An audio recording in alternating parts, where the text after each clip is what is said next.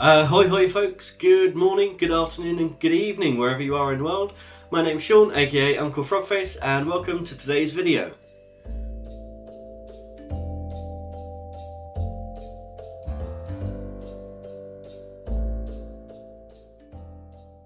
If you're new here, then welcome. If you're not new, then welcome back. And if you are new, then where have you been? You've missed a crazy month for October. So many videos, so much content. But we are now doing October's Scrawler box. So we did the unboxing a week or so ago. Now we are using the suppliers, which include these lovely Copic markers. And we are using our prompt Out of the Lamp.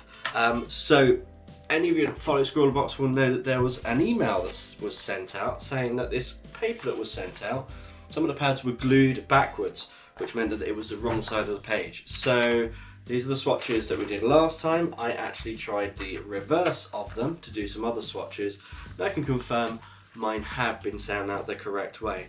I'm not a huge fan of the paper, honestly. I think it's very thin, and I'm kind of just not a fan of marker paper in general, but I'm going to give it a try. Out of the Lamp is our prompt. I'm going to turn the camera around, sketch out an idea. I've got something in mind. I'm not quite sure, so I'm going to have a little bit of a play and see what comes of it, and see what I'm going to do with these primary colours, with these Copics, for this month's prompt. So I hope you enjoy, and I will see you at the end.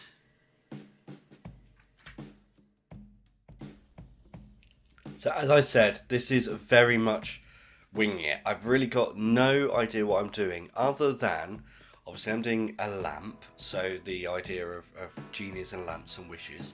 But I didn't want to do the kind of traditional oil lamp from the kind of Aladdin stories. I wanted to do something a little bit more Victorian, so I've got this kind of coach lamp, although I think I'm kind of mixing Victoriana and Moroccan styles here.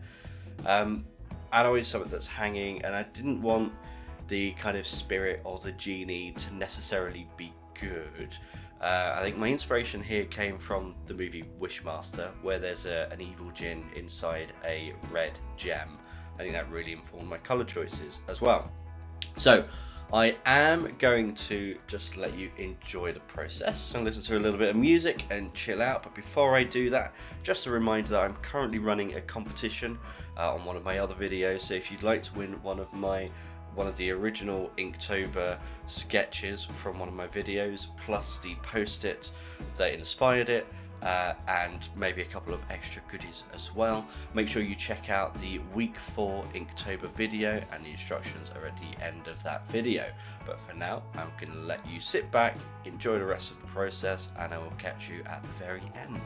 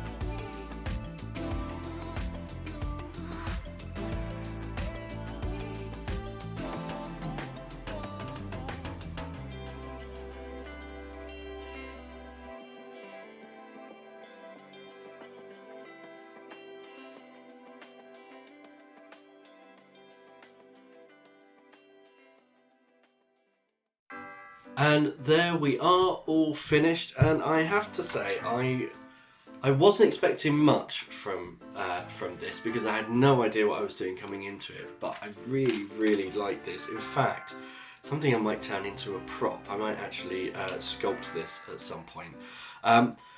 But okay, let's go through piece by piece. The paper, actually not as bad as I thought it was going to be. It handled the markers really well. It's a little bit thin, and yes, the paper came out of the pad and all that kind of stuff. But it blended quite nicely. I don't know whether, I mean, because it hasn't bled through, but you certainly couldn't use the other side, but you wouldn't unmark the paper anyway. But the sheet underneath, nothing, so it stopped the bleed through to the next page, so that's all good. Okay, the kneadable eraser, really liked. Unipin, we've used these before, I know I like these, and this Faber-Castell pencil, really nice, all really good. So the Copic markers, I'm going to be controversial here, but for the price of Copic markers, these were really nice to use. I really like the brush tip, but I don't know whether this result is any different from what I might get from a Hoo markers. And maybe that's just me and my inexperience with markers, and maybe I need to play around more. But I think right now, if I get any more Copic markers and any happen to fall my way, then that's absolutely fine. But I'll stick with my Hoo-Hoos right now. You know, I can get 100 of those for less than £100 on Amazon, which is pretty good. But I mean, I really enjoyed using these. Maybe I'll do a comparison between different markers in the future. But anyway, that's me prattling on and going on a tangent. I really hope you've enjoyed today's video, and until next time, goodbye.